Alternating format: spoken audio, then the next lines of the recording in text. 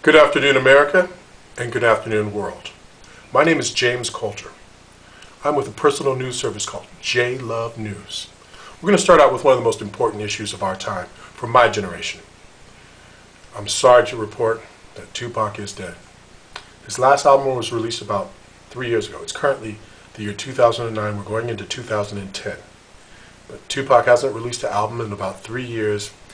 We think that he could have died of natural causes, and I am very deeply regretful. I feel sorrow, I feel pain, because Tupac Shakur really defined a generation, especially people close to me who knew him. I was unlucky. I did not get to meet that man, and I regret it. Second, let's move to the Pentagon side of September 11th, 2001, one of the most powerful days, one of the most powerful images in the history of man. Did anyone see any evidence that a plane landed? Has anyone seen the tapes, the pictures? There was no plane. The reports, the evidence from nearby businesses, surrounding area, hotels, and etc. was they felt and heard the impact of a bomb. Going back to the World Trade Center site, one of the most disturbing, powerful images of all of our times. If you watch the tape closely, you see small lights, debris falling from floors below the crash in sequential order as the planes hit each building. Upon hitting, these particular towers were built to withstand, I'd say, 50 times more heat than the heat that was generated from the plane crashes. The jet engine fuel, most of it, which burned outside of the buildings, could not have brought that building down. Smaller, lesser made buildings have survived airplane crashes into them, where the full fire burned inside the building. World Trade Center was one of the best built buildings in the history of mankind. So we believe that the Bush administration first stole the several $billion worth of gold which was stored under it. They destroyed valuable records that were kept there by some federal agencies regarding some crimes of large investors, large donors to Republican political campaigns, and at the same time, pour de Samagong, they were able to incite war.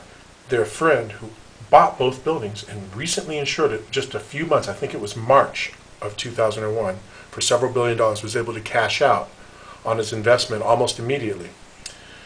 Then countries like Blackwater, different groups like that, were able to secure billions of dollars worth of contracts.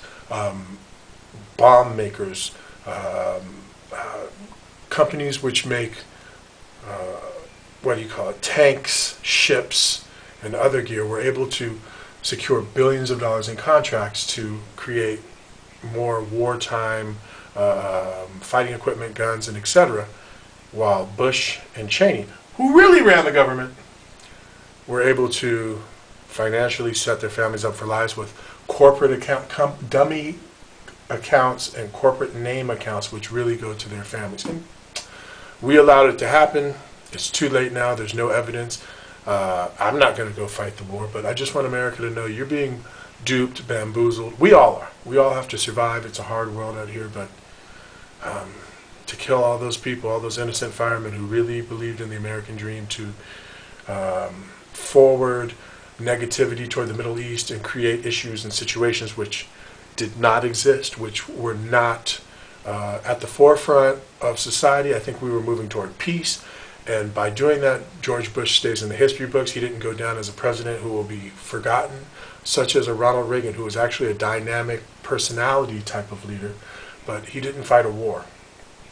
So I do believe that Osama bin Laden has been responsible for a certain amount of terrorism within the world, but I don't think he had planned these attacks from Afghanistan, where he's a highly religious man, and by respecting and living under a certain rule at that time in Afghanistan, he would not have been allowed to commit those atrocious acts. And we do believe it was an inside job. Many people do, but hey, life goes on. John F. Kennedy, we know there were things beyond Lee Harvey Oswald, but it's too far and buried, and no one cares. And the rest of us work hard and struggle. and the world keeps spinning. Now let's go to the Los Angeles Lakers in our sporting news, which is that how could you let Trevor Ariza go? This athletic, clutch shooting, 6'9", but he's long like a 7-footer.